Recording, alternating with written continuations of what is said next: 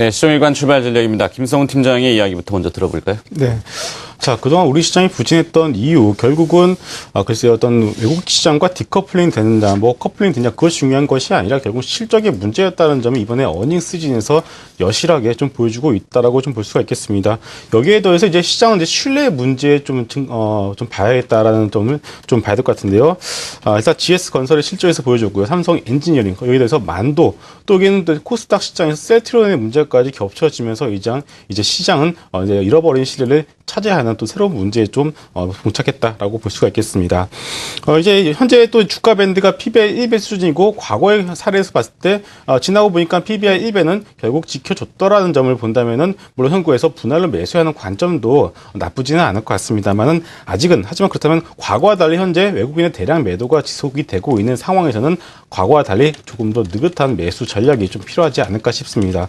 자, 여기서 준비된 자료를 보시게 되면은 코스피 외국인의 수급 동향인데요.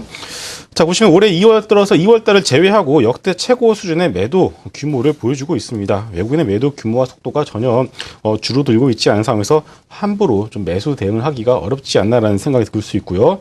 또 삼성전자의 월봉을 보시더라도 2008년 이후 꾸준히 삼성전자를 사오던 외국인이 최근 들어서 대규모의 매도 공세를 좀 보여주고 있습니다.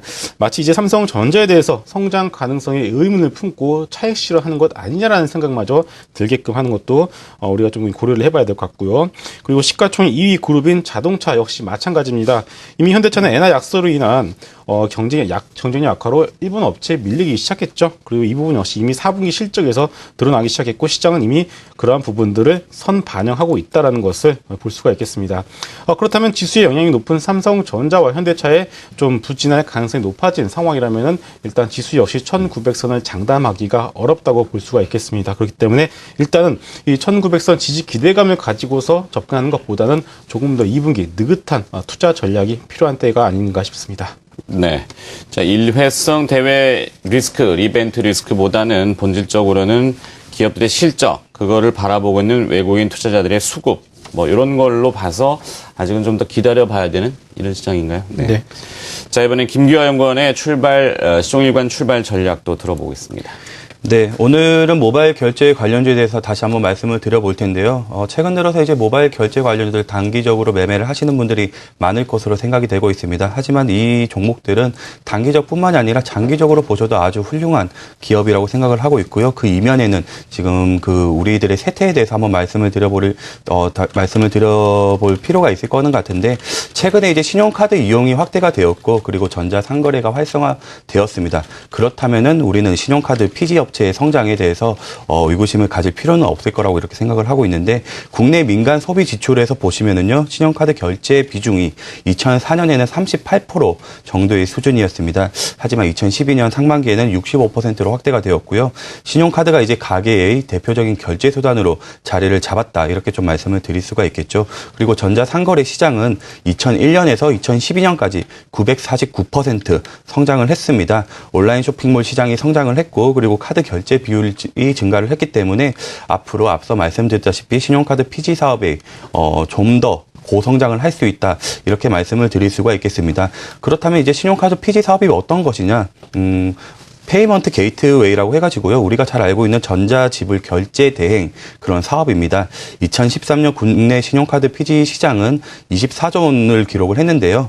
2013년에는 약 16% 정도 상승을 할 것 같습니다. 28조 원 정도 시장을 이렇게 형성을 할 것 같고, 그렇다면은 우리는 어떤 종목을 봐야 될까? 우리가 다들 잘 아는 종목입니다. KG 이니시스, 국내 신용카드 피지 시장 부동의 1위 업체이죠.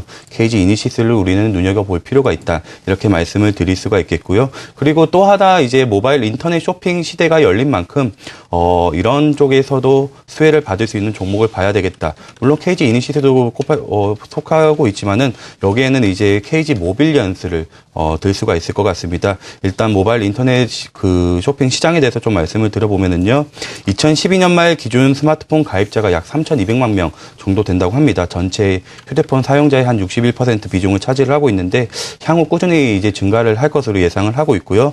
이 스마트폰을 사용하는 그런 이용자 중에서 모바일 쇼핑 경험자가 약 84% 정도를 차지를 한다고 합니다. 2007년에는 200억 정도 이런 시장이었었는데 2015년에는 약 22조 6천억 원의 그런 시장을 형성을 하는 아주 큰 그런 시장이 될 것이다. 이렇게 말씀을 드릴 수가 있겠고, 그렇다면 이제 모바일 쇼핑 결제 수단으로 쓰여지는 이런 이제 모바일 쇼핑 결제 관련주들이 계속해서 우리 주목을 받을 수가 있다. 이렇게 생각을 하고 있고요. 그리고 또 하나의 기회가 찾아왔는데 바로 전자 직불 결제 서비스입니다.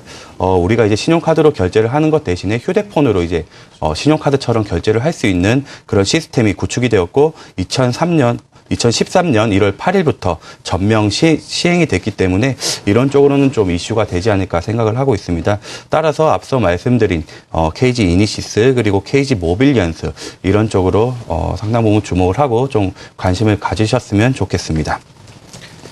잘 알겠습니다. 시종일관 출발 전략 두 분의 전문가가 수고해 주셨습니다. 코리아인베스트의 김성훈 팀장, IBK 투자증권 목동지점의 김규화 연구원이었습니다. 고맙습니다.